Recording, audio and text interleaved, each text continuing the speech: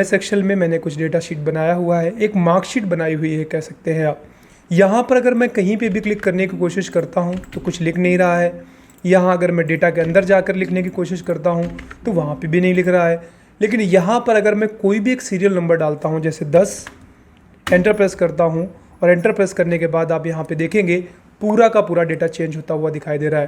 देखा कि यहाँ पर पूरी की पूरी शीट लॉक है, सिर्फ एक सेल खुला हुआ है जिस पे हम एडिटिंग कर सकते हैं, क्योंकि बाकी के सेल्स में फार्मूले लगाए गए हैं जिनकी सहायता से ये डेटा कहीं ना कहीं पर है जहाँ से हम इसको पिक कर रहे हैं।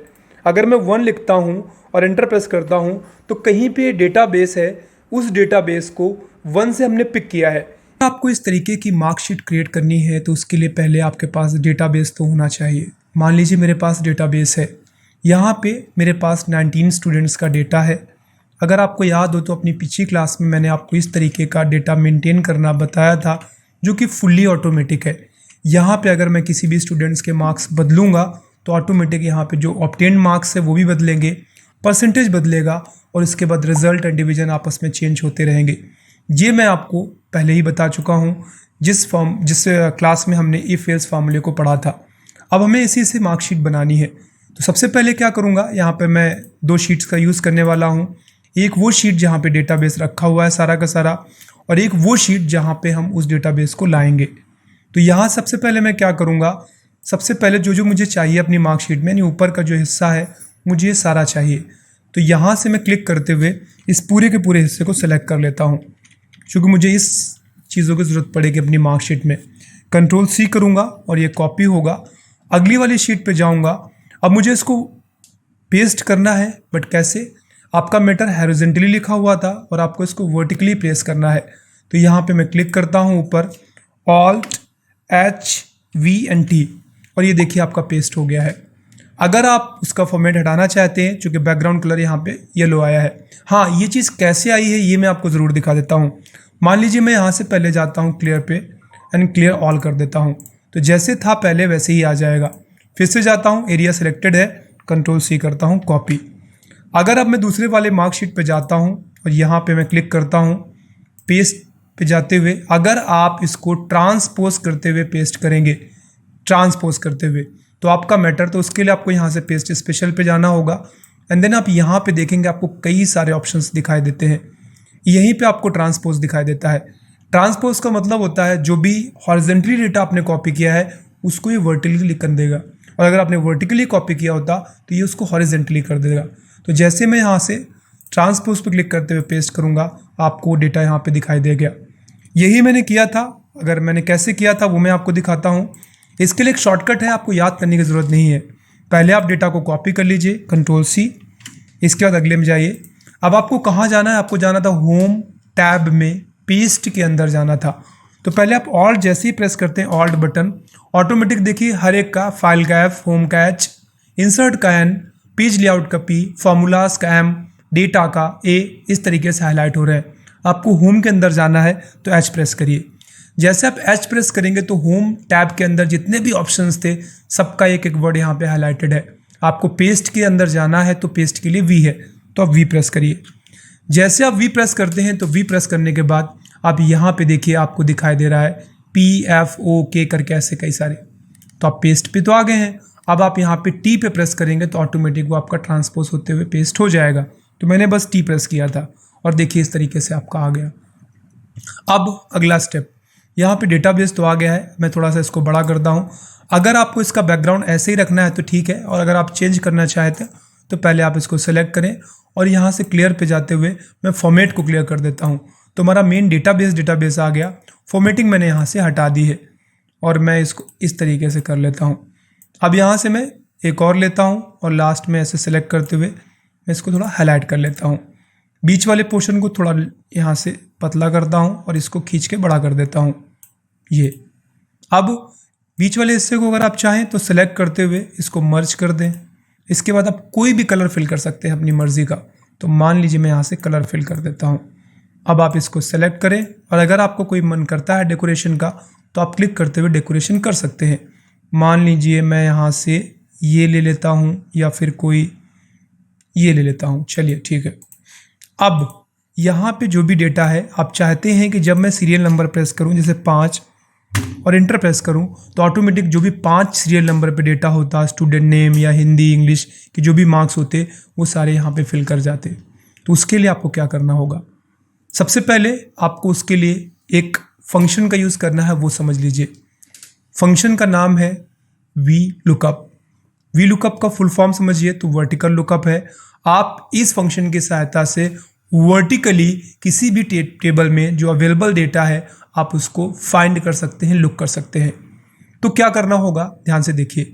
मेन डेटाबेस आपका कहाँ है, डेटा शीट 1 पे है। एक चीज़ और ध्यान रखिएगा, जिस चीज़ से आप सर्च कर रहे हैं, मैं किससे सर्च कर रहा हूँ, सीरियल नंबर से, वो हमेशा हमारे उस टेबल में सबसे पहले कॉलम पे होना चाहिए। देखिए यहाँ पे सबसे पहले कॉलम पे है, ठीक है। डेकोरेशन हम बाद में करेंगे, पहले हम फॉर्मूला लगाना सीख लेते हैं।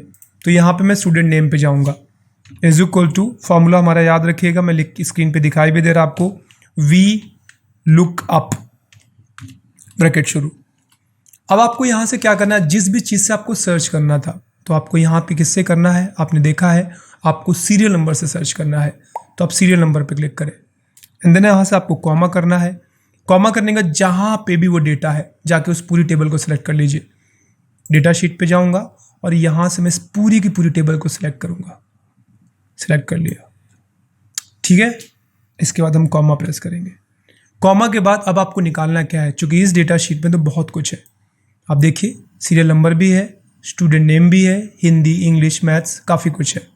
हमें स्टूडेंट नेम पता करना है, तो यहीं पे टेबल सेलेक्ट करने के बाद जब आपने कॉमा लगा दिया था, उसके बाद आप यहाँ पर ऊपर से गिनना शुरू करिए। सीरियल नंबर 1 पे था, स्टूडेंट नेम 2 पे था, हिंदी 3 पे था, इंग्लिश 4 पे था। यहाँ पे किस नंबर कॉलम पे आ रहा है, तो हमारा जो स्टूडेंट नेम है वो दूसरे नंबर कॉलम पे आ रहा है। तो यहाँ से मैं क्या करूँगा, कॉमा करके 2 लगाऊंगा। अगर यही मुझे हिंदी के मार्क्स निकालने होते तो मैं 3 लिखता, अगर मुझे इंग्लिश के निकालने होते तो 4 लिखता। एक चीज़ ध्यान रखिए, यहाँ पर आप यहाँ से टेबल आपकी स्टार्ट हो रही है, यहाँ से गिन रहे हैं आप 1 2 3 4 5, ना कि आप स्टार्टिंग से गिनने लगिएगा 1 2, ये दोनों टेबल के हिस्से नहीं है, आपको नहीं गिनने। 2 किया एंड देन कॉमा करके 0 एंड ब्रैकेट क्लोज। अब 0 आपने इसलिए लिखा है कि अगर किसी ने 25 से सर्च किया तो कुछ भी नहीं आएगा, ना लिख के आएगा। चलिए मैं करके देखता हूँ, एंटर प्रेस किया। अब देखिए यहाँ पे राजेश लिख के आ गया है। अगर मैं आपको डेटा शीट पे दिखाऊं तो यहाँ पे 5 नंबर पे राजेश ही है। अगर मैं चेंज करता हूँ, मान लीजिए यहाँ से मैं 1 करता हूँ तो यहाँ पे आमिर सोहेल लिख के आ रहा है। अगर मैं इसको 0 करता हूँ तो बता देगा ऐसा तो डेटा ही नहीं है, यानी 0 सीरियल नंबर का कोई डेटा नहीं है। ऐसे अगर मैं यहाँ से जाते हुए 50 करता हूँ तो भी बता रहा है ऐसा कोई डेटा नहीं है। लेकिन अगर मैं यहाँ से 19 डालता हूँ तो देखिए डेटाबेस आ रहा है। इसका मतलब ये है फॉर्मूला काम करने लगा है। अब फटाफट मुझे क्या करना है, वही चीज़ सब में अप्लाई करनी है। तो पहले मैं सेकंड पे जाऊंगा और यहाँ से इसको कॉपी करूंगा। ध्यान रखिए यहाँ से ना कॉपी करके आप फॉर्मूला बार में जाके कॉपी करिए, एंटर प्रेस करिए, क्लिक करते जाइए और पेस्ट करते जाइए। सब में सेम पीस पेस्ट कर दीजिए।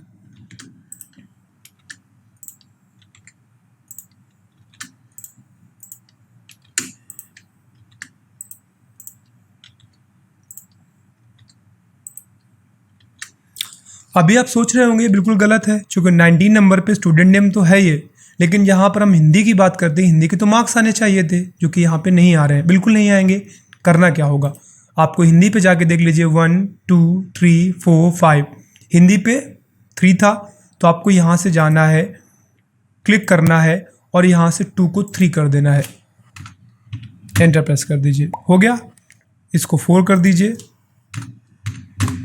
इसको 5 कर दीजिए और ऐसे जल्दी जल्दी से करते चले जाइए।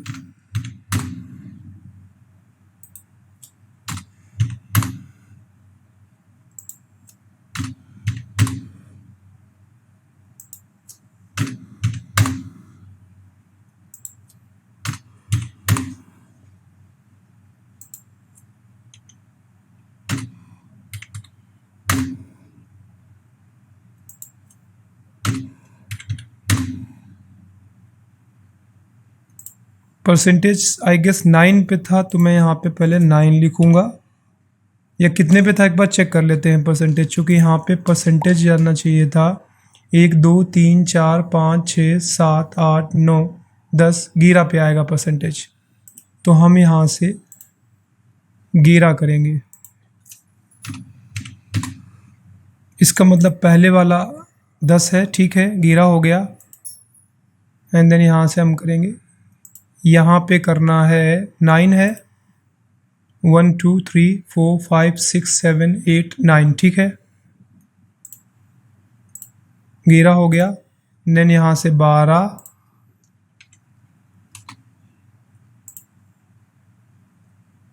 13। और अब यहाँ पर मैं इसको सेंट्रलाइज कर लेता हूँ थोड़ा। ये परसेंटेज हमारा परसेंटेज के रूप में नहीं दिख रहा है, तो मैं क्लिक करूँगा और यहाँ से मैं इसको परसेंटेज में कन्वर्ट कर देता हूँ। अब आप देखिए, इसको मैं थोड़ा ऐसे करके हुए इसको डेकोरेट कर लेता हूँ। यहाँ से मैं आउटसाइड बॉर्डर लगा देता हूँ। तो यहाँ से ये ऊपर अगर आप मार्कशीट लिखना चाहें तो आप लिख सकते हैं। इसके लिए मैं इंसर्ट पे जाऊँगा, शेप पे जाऊँगा और यहाँ से एक शेप इंसर्ट कराते हुए राइट क्लिक करूँगा एंड देन यहाँ से एडिट टेक्स्ट और यहाँ से मैं लिखता हूँ marks sheet. That's it, done. अब यहाँ से मैं इसको पहले होम पे जाते हुए सेंटर अलाइन करूँगा। साइज थोड़ा सा बड़ा करना है हमें, तो यहाँ से मैं बड़ा कर लूँगा। बाकी डेकोरेशन आपको करनी है, आप जितने अच्छे से चाहें कर लें। अब यहाँ पे आप एक चीज़ देखिए, 1 डाल के जैसे प्रेस करूँगा तो 1 वाले का पूरा डेटा आ गया है। नाम, हिंदी में कितने मार्क्स हैं, टोटल परसेंटेज कितना है, रिजल्ट में पास है और डिवीज़न कौन सा है, चाहे तो चेक कर लें चलकर। यहाँ से हम जाते हैं, पास फर्स्ट डिवीज़न 80%, 482 मार्क्स हैं और यहाँ पे देखिए 482। अब यहाँ से 5 करके इंटर प्रेस कर दीजिए, जो भी 5 का डेटा है वो आ जाएगा। अब एक सबसे इंपॉर्टेंट चीज़ जो मैं आपको बताने वाला हूँ वो देख लीजिए। अगर चूंकि हमने यहाँ पे सारे फार्मूले लगाए हैं और पहला वाला सेल ऐसा है जिसे हमने कोई फार्मूला नहीं लगाया, चूंकि पहले वाले सेल पे तो एडिटिंग करनी है, तो अब आपको एक चीज़ ध्यान देनी है। आप ये चाहते हैं कि आप एक ऐसा डेटा क्रिएट करें, इसमें जानबूझकर अगर कोई भी एडिटिंग करने की कोशिश करे तो ना कर पाए। उसके लिए सबसे पहले आप यहाँ से इस पूरे के पूरे हिस्से को सिलेक्ट कर लीजिए, ठीक है। और मैं कोई भी एक हल्का सा कलर दे देता हूँ यहाँ से, लाइक ये वाला, या फिर ये कर देता हूँ, चलिए नीचे वाले हिस्से को, और इसका मैं बैकग्राउंड कलर ये कर देता हूँ। ऊपर वाले का आप कुछ भी कर दीजिए, क्योंकि मैं चाहता हूँ कि आप ऊपर वाले पता चलना चाहिए कि भाई हम वैल्यू कहाँ एडिट कर सकते हैं। अब नीचे वाले पूरे हिस्से को या इस वाले हिस्से को जिसको आपको एडिटेबल बनाना है, मान लीजिए हमें ऊपर वाले हिस्से को एडिटेबल बनाना है, तो मैं यहाँ से क्या करूँगा, कलर थोड़ा सा और डिफरेंट कर लेता हूँ, लाइक ये, ठीक है। आप फिर से एक बार चेक कर लेते हैं, ये वाला कलर हमने चुना है। चलिए, अब आप ये चाहते हैं कोई भी इस पर क्लिक करते हुए कुछ भी ना कर पाए, तो उसके लिए क्या करना होगा, सबसे पहले आप जहाँ पे एडिटेबल रखना चाहते हैं वहाँ पे क्लिक करें, कंट्रोल एंड आई प्रेस करें, कंट्रोल के साथ कंट्रोल एंड 1 प्रेस करें। जैसे आप कंट्रोल के साथ 1 प्रेस करेंगे तो प्रेस करने के बाद आपके सामने कुछ इस तरीके का पेज आएगा, ठीक है, इस तरीके का। मैं फिर से दिखाता हूँ, कंट्रोल के साथ आप 1 प्रेस करेंगे तो इस तरीके का पेज आएगा। यही अगर आप चाहें तो राइट क्लिक करते हुए आप यहाँ से फॉर्मेट पे जा सकते हैं और इस तरीके का पेज आएगा। प्रोडक्शन पे जाएं और यहाँ से लॉक्ड वाले को अनटिक कर दें एंड देन ओके कर दें। आप चले जाइए, कहाँ आपको जाना चाहें तो रिव्यू पे चले जाइए और यहाँ से आप प्रोडक्ट शीट कर दीजिए। प्रोडक्ट शीट पे जाएंगे, एक पासवर्ड डाल देता हूँ मैं, ओके करता हूँ, फिर से डाल देता हूँ, ओके कर देता हूँ। That's it. अब अगर कोई कहीं पे भी एडिटिंग करने की कोशिश करेगा, नहीं होगा, कहीं पे भी नहीं होगा, नीचे भी नहीं होगा। लेकिन यहाँ पर अगर कोई भी चाहे तो कोई भी वैल्यू एंटर कर सकता है, जैसे 10 देखिए हो रहा है, 20 हो रहा है, 20 है ही नहीं तो ना लिख के आ गया। तो ये आपकी मार्कशीट बन गई है। बाकी का पूरा पेज प्रोटेक्टेड है, सिर्फ यहाँ पर यही चीज़ें वैल्यू चेंज की जा सकती हैं। अगर आप चाहें तो आप इस पोर्शन को यहाँ से गायब भी कर सकते हैं। यहाँ से अगर मैं जाता हूँ होम पे एंड देन यहाँ से फॉर्मेट पे जाते हुए मैं हाइड शीट कर देता हूँ, तो यहाँ से मैं कर देता हूँ हाइड शीट। अभी भी फुल्ली वो फंक्शनल है, देखिए शीट तो गायब हो गई नीचे से, लेकिन अगर मैं यहाँ से 2 और देखिए यहाँ पे आ गया, अगर मैं 5 एंड देन यहाँ पे आ गया, और बाकी जैसे कि मैंने बताया। तो इस तरीके से आप MS एक्सेल में VLOOKUP फंक्शन की सहायता से ईजिली मार्कशीट क्रिएट कर सकते हैं। उम्मीद करता हूँ आपको ये वीडियो पसंद आया होगा। वीडियो पसंद आया है तो वीडियो को लाइक कर दीजिए, चैनल को सब्सक्राइब कर दीजिए, साथ ही साथ बेल आइकन पे हिट कर दीजिए ताकि जैसे ही कोई भी नया वीडियो आता है हमारे एंड से आपको उसका नोटिफिकेशन मिल जाए सबसे पहले। आज के लिए इतना ही, बहुत जल्द मिलेंगे, तब तक अपना ख्याल रखिए। Bye bye and take care.